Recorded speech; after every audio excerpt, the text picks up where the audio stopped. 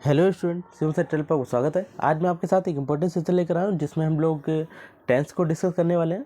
जैसा कि मैंने आपको पहले भी इसके बारे में एक वीडियो डाल रखी है, उसमें बेसिक बताया हुआ कि टेंस कितने प्रकार के होते हैं और उन प्रकार के अंदर भी कितने टाइप्स आते हैं, वो सारी चीज़ें हमने डिस्कस की हैं। अगर आपने वो नहीं देखी है तो चैनल पर विजिट करें और वहाँ से आप देख सकते हैं। वो काफ़ी इंपॉर्टेंट है आपके लिए, क्योंकि टेंस को पता होना चाहिए कि कितने टाइप से हमारे रहते हैं। तो आज हम लोग देखेंगे प्रेजेंट के टेंस को, और प्रेजेंट में पहला आता है प्रेजेंट इंडेफिनिट। ठीक है, प्रेजेंट के अंदर 4 टाइप्स आते हैं: present indefinite, present continuous, present perfect और प्रेजेंट परफेक्ट कॉन्टिन्यूअस।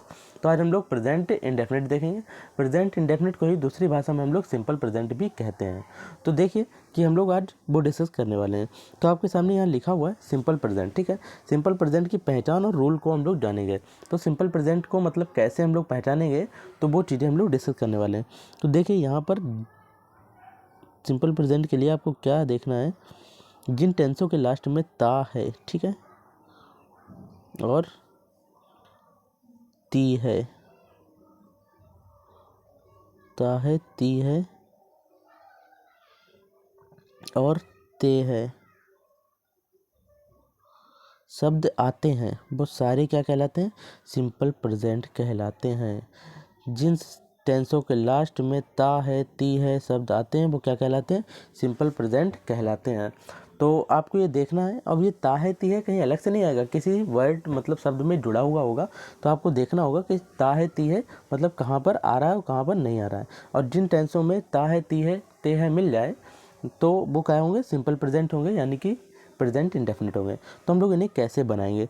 तो इन्हें बनाने के लिए आपको सबसे पहले सब्जेक्ट लाना होगा। ठीक है, सबसे पहले आपको किसकी ज़रूरत पड़ेगी? सब्जेक्ट की ज़रूरत पड़ेगी। दूसरा, उसके बाद वर्ब की ज़रूरत पड़ेगी। तो वर्ब की फर्स्ट फॉर्म में आप एस और ई एस में से एस और ई एस में से कोई एक लगाएंगे, प्लस ऑब्जेक्ट। अच्छा, एक चीज़ ध्यान रखें आप कि यहाँ पर सब्जेक्ट एस ई एस ज़रूरी नहीं, मैंडेटरी नहीं लगेगा। अगर ये जो सब्जेक्ट हमारा दिया है, अगर ये एक वचन है तो एस ई एस में से कोई एक आता है, वरना नहीं आता है। अगर सब्जेक्ट एक वचन है तो एस ई एस में से कोई एक आता है, वरना वर्ब में जैसा है वैसे ही लिखेंगे सिंपल, उसमें एस ई एस को नहीं जोड़ेंगे। तो आप ये ध्यान रखें, सब में एस ई एस आपको नहीं लगाना है। अच्छा, एस ई एस कहाँ लगाते हैं वो भी हम लोग डिस्कस कर लेते हैं।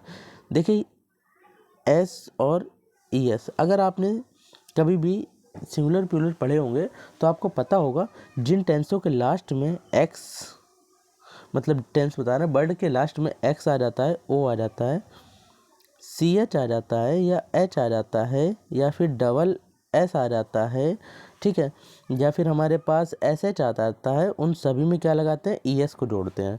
और बाकी जो सारे वर्ड बचे हुए हैं, रिमेन जितने भी हैं, वो सारे में क्या लगाते हैं? एस लगा देते हैं।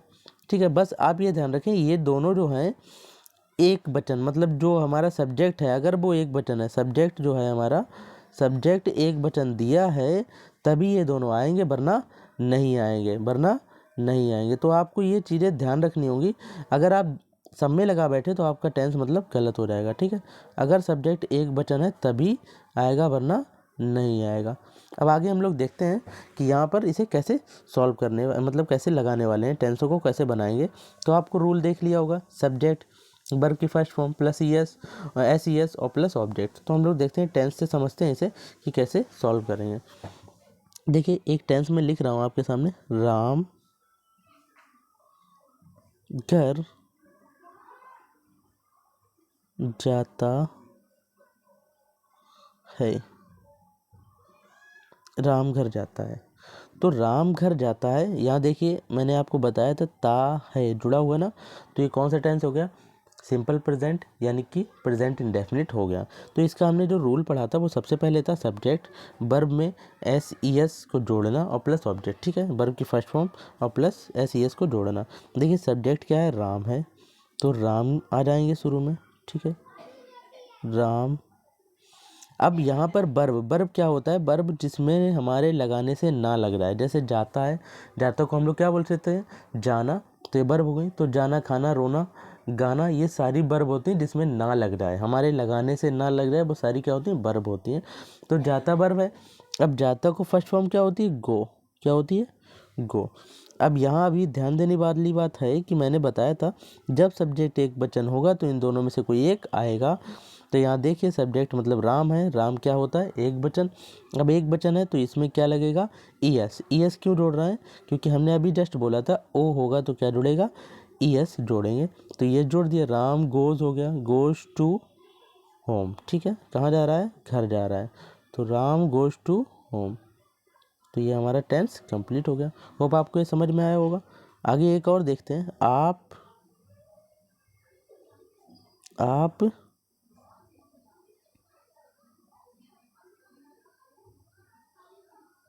रोते हैं, आप रोते हैं। देखिए अगला टेंस, अब आपको क्या बोलते हैं इंग्लिश में यू, है ना। रोते, रोते क्या हो गए, रोते मतलब रोना, तो ये वर्ब हो गई, तो बीप, यू बीप। अब बताइए क्या एस ई एस में से कुछ जुड़ेगा, नहीं जुड़ेगा। क्यों, क्योंकि यू जो है बहुवचन में काउंट किया जाता है, मतलब यू हमेशा प्लूरल में काउंट किया जाता है, तो एस ई एस में से कुछ भी नहीं जुड़ने वाला है। तो मैं आपके सामने लिख देता हूँ, यू है, ठीक है, शुरू में यू मिल जाए आपको, दे मिल जाए, वी मिल जाए, ठीक है, या फिर आई मिल जाए।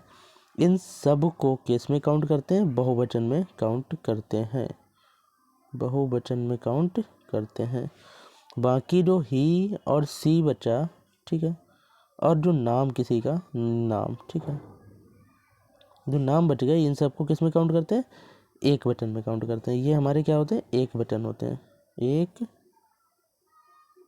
वचन, ठीक है, एक वचन में काउंट करते हैं।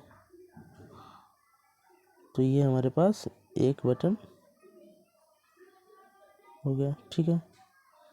होप आपको ये समझ में आ गया होगा, ठीक है। अब हम लोग देखते हैं अगला टेंस। अगला टेंस आपको समझ में आया होगा। तो यहाँ पर देखिए, आप खाना बनाते हैं, ठीक है, ये टेंस आपके सामने रहा। अब यहाँ पर आपकी स्पेलिंग यू, यू बनाते, बनाते मतलब बनाना, बनाना, तो यहाँ पर कुक या प्रिपेयर कुछ भी लगा सकते हैं। तो हम लोग यहाँ पर क्या लिखेंगे, प्रिपेयर, यू प्रिपेयर, ठीक है, prepare the food, you prepare the food.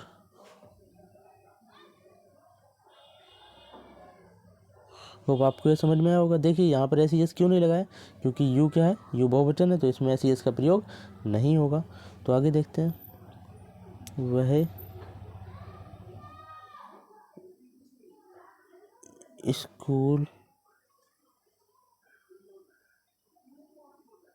जाता है। अब इसका क्या बनेगा, वह स्कूल जाता है, ही, ठीक है, जाता को गो। अब ही एक वचन होता है, अभी जस्ट मैंने बताया, तो गोज हो जाएगा, गोज टू स्कूल। होप आपको ये समझ में आया होगा। अब हम लोग नेक्स्ट देखते हैं कि इसके निगेटिव वाले कैसे बनाएंगे, ठीक है।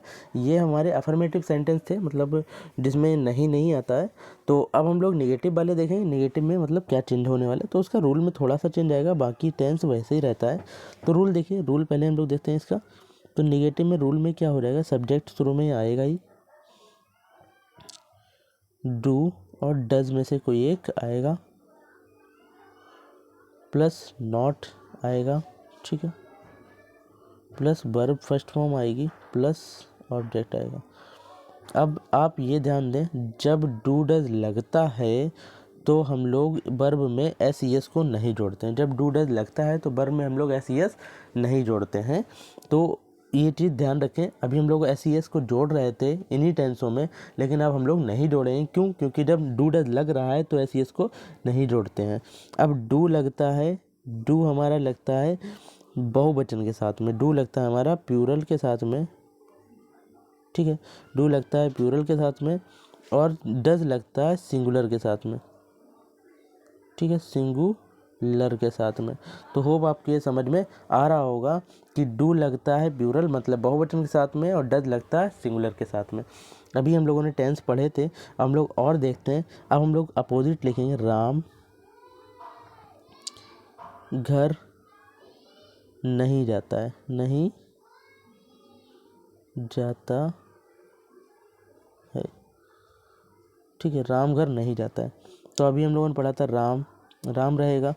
अब जाता पहले तो नहीं लगा है, तो डू डज में से कोई एक आएगा। तो राम एक वचन है तो क्या लगने वाला है, डज। और डज आएगा तो नहीं लगा है तो नॉट तो आना ही है, तो नॉट। अब जाता की स्पेलिंग क्या होती है, गो टू होम। ठीक है, अभी हम लोगों ने पढ़ा था कि जब राम एक वचन होगा तो एस ई एस जोड़ेंगे। देखिए यहाँ पर हमने नहीं जोड़ा, क्यों? क्योंकि जब डू डज का प्रयोग होता है तो एस ई एस नहीं लगाते हैं। ठीक है, होप आपको ये समझ में आ गया होगा। हम लोग एक और टेंस देख लेते हैं तो हम लोग उससे और क्लियरिटी मिल जाएगी। आप खाना नहीं बनाते, आप खाना नहीं बनाते हैं। ठीक है, अब देखिए आप मतलब यू, अब यू बहुवचन है तो क्या लगेगा, do not. Do not, you do not prepare the food. Hope आपको ये समझ में आ गया होगा। तो आज का सेशन अगर आपको पसंद आए तो प्लीज़ लाइक करें और भी लोगों को शेयर करें ताकि और भी लोगों सीखें इसे। ठीक है, तो thank you for watching this video, thank you. और चैनल को सब्सक्राइब करना बिल्कुल ना भूलें। Thank you.